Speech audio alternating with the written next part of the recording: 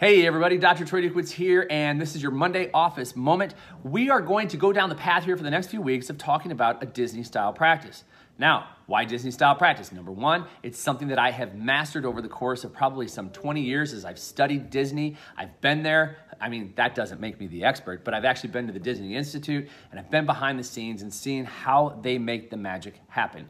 And the beauty of Disney World, especially in our verbiage and what we talk about, is because most of us here want these family-type practices. Well, what better model to study than the Disney experience? Now, here's the other side of that. Even if you're a person who doesn't want a family-style practice, it's okay because their business model has been copied and mimicked by businesses all around the world, corporations all around the world. So you don't have to want to run a family practice, a family business, in order to benefit from this model that they've created. So we're going to go over this over the next few weeks, and you'll see me do this on and again throughout time because there's so much value in what it is that Disney does for people, and they keep getting repeat customers over and over again. So one of the things they do so brilliantly is they have their culture. They've defined their culture. And one of the things they're really good at is exceeding expectations. It's one of the things that we're going to talk about today in what are you doing to exceed expectations. But let's just take a step back here quickly because we talked about a culture of accountability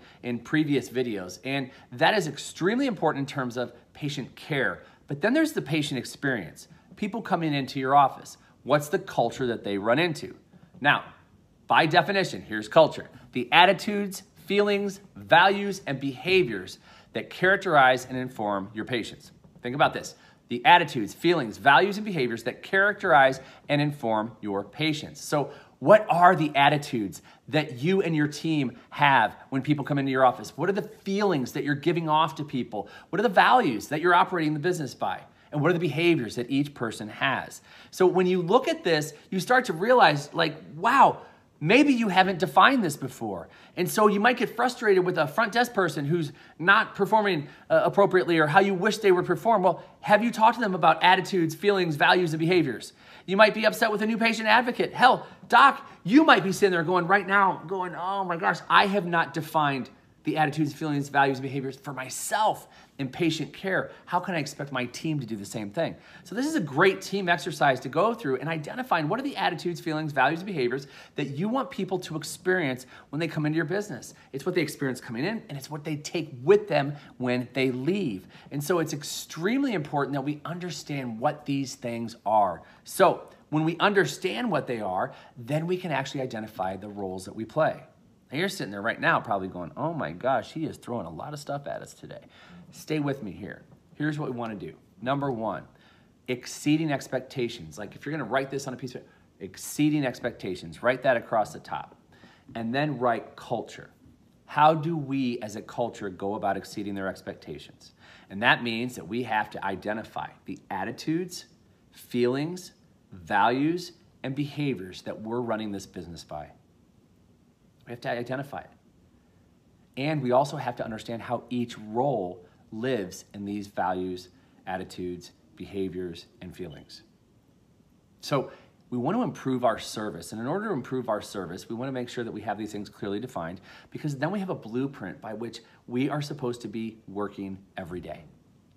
So I might look at the front desk and say, okay, the attitude, I want to have this bubbly, smiling attitude when people come in the door. I want them to feel welcomed, like they're a part of our family and we're excited to see them. One of my favorite expressions is, be as excited to see your children as you want them to be to see you. So what if you were to have that level of excitement for people when they walk into the door? Now, you don't have to run up to them and hug them and kiss them and whatever, but just if you had that level of excitement at the front desk, what kind of feeling would that give off? What kind of value does that portray?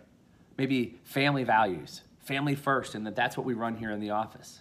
And then we look at this thing called behaviors. How are we behaving when they're in the office? Are we paying close attention to them or are we ignoring them and looking to answer the phone and like totally shun them?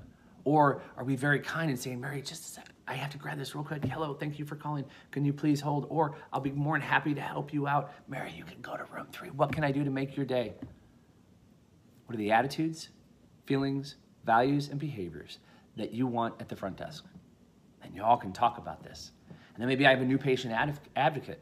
And what are the attitudes, values, behaviors, and feelings I want from that person?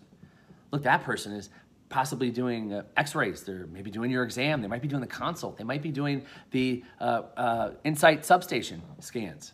So this person has to be empathetic. They have to be caring, they have to have a kind ear and being able to really listen and hear what people are saying and what they're not saying.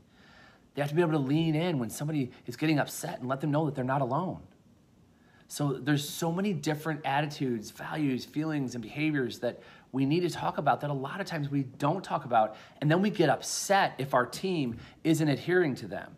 Oh, I wish that this person were more empathetic. I wish that this person were more caring. I wish that this person would be more attentive, or maybe laugh a little or smile a little bit more. But how can anybody know what you want in your office if you don't talk about what you want in your office? So this is very simple. You sit down and you have a discussion and say, you know what, I do love it. I want us as a business to exceed people's expectations. Great. Now, if that's what we want to do, what is our culture then? How do we do that through our culture? Well, we want to make sure that we have attitudes, feelings, values, and behaviors that are in alignment, that we all understand what they are, and we know how to use them in our individual roles. I have a role, you have a role, you have a role. Here's how we all exceed expectations through these roles. Now, this might seem like a lot, but here's what I can tell you. If you're willing to work on this over the course of the next week, just dip in 10, 15 minutes a day over the course of the next week, you and your teams, you're gonna come out on the other side of this week having greater clarity for how you actually want to exceed the expectations for your patients and how you want to take care of them moving forward. I'd say that's a worthwhile task in a 4 to 5 day period of time. Roll up your sleeves, get to work. If you have any questions, any comments, drop them in the comment section down below, and absolutely make sure you share what's your greatest takeaway from today's Monday Office Moment. We'll see you next time. Bye-bye.